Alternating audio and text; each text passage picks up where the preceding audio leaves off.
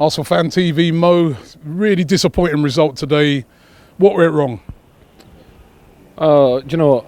It went as expected, rather than saying what went wrong.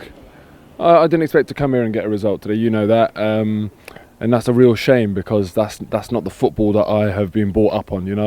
We've been fortunate enough to always play Tottenham feeling very confident, and today felt weird because it was one of the first times where I really felt like we'd struggle to get a result, and so it transpired. And with all that, the half, we rode our luck a bit, but we went into the half at 0-0, chatting to a lot of people at half time. They were like, you know what, we can still pull something out of this.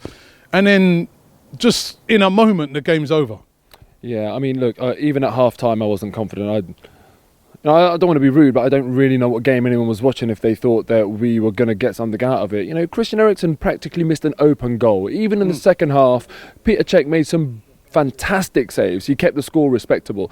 Tottenham were much better than us today. Let's just face that, and they've been much better than us this season.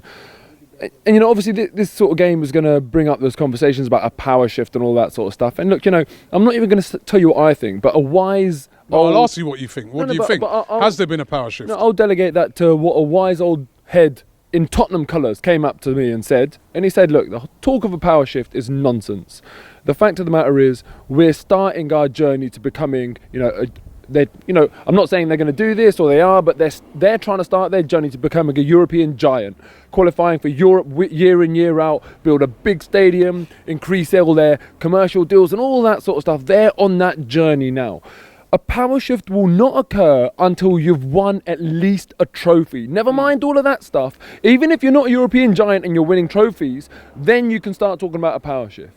Arsene Wenger said it himself, 1 year doesn't equal 20. Do you know what I mean? And ultimately, it's baffling when you step back and if you don't appreciate the context, if you don't look at the context of the two clubs, it will baffle you when you look at how much praise Tottenham get, how much sort of excitement there is about Tottenham compared to how much slating Arsenal get in the media and how disgusted we are by our season. And then you think to yourself, in May, we've got the opportunity to win an FA Cup, which is more than what Tottenham have won in the last 25 years, for crying out loud. They've won one League Cup in the last 25 years.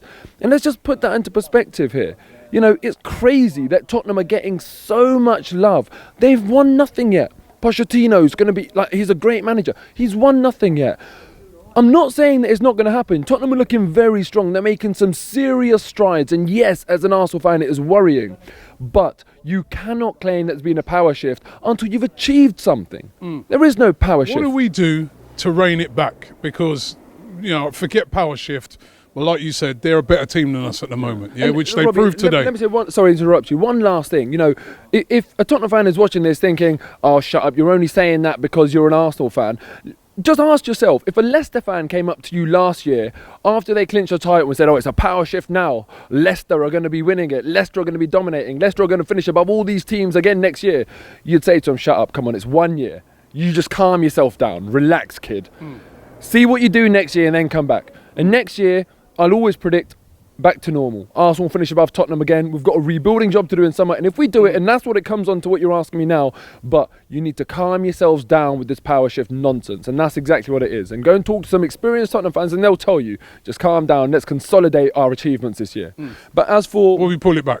Yeah, as for what we need to do and will we pull it back? If we don't do anything about the current setup and the season that we've had, then no, we won't pull it back. Tottenham will continue to close the gap. They'll finish above us. And eventually, if they can hold on to their best players, if they can hold on to their manager, they build the stadium and all that, it will yield success for them. But for Arsenal to make sure that, because Tottenham are progressing, and for Arsenal to make sure we progress at the same rate, because right now we're regressing, we need to make some serious changes. First change, wage cap. Get rid of that wage cap. That is holding us back unnecessarily so. Second change, got to take responsibility away from Arsene Wenger, and that's, really that's the director of football job. Someone to come in and support him in what he's doing. He shouldn't be doing everything that he's doing. He needs some objective challenge. Third thing as well, this isn't something that anyone can achieve, but I would love to see the owners change hands. I'd really, really like to see that. It's nothing that we can influence. It's got to take someone with very deep pockets to come and do that. But for me, those are the three key things, because in terms of the owners, it's the culture, and in terms of the wage cap, that's purely attracting the best players, sort of thing. And in terms of the director of football, Arsene Wenger has got limitations, and he's not an idiot. He will be aware of that. He's obviously shown that he's willing to change a little bit with a new formation, but a new formation is not even paper over the cracks of the problems at our club. It's like a drop in the ocean of the problems that we've got in the club. We've got a whole culture change. And I do worry that because culture is set from the top, and until the owners change hands, are we ever really going to change a culture at this place? It's a very worrying time for Arsenal fans. We've got a huge job to do in summer. And all I'll say, Tottenham fans, enjoy your moment, all right? Because it's a lesson in empathy for us guys, because we've dined on this level of success and feeling for a couple of decades now. We've dined on beating Tottenham and going to school, work, whatever, with bragging rights, and now they've got it for 1 year. Enjoy your moment, fair play, you're being better than us, but don't get too cocky, it's not going to last.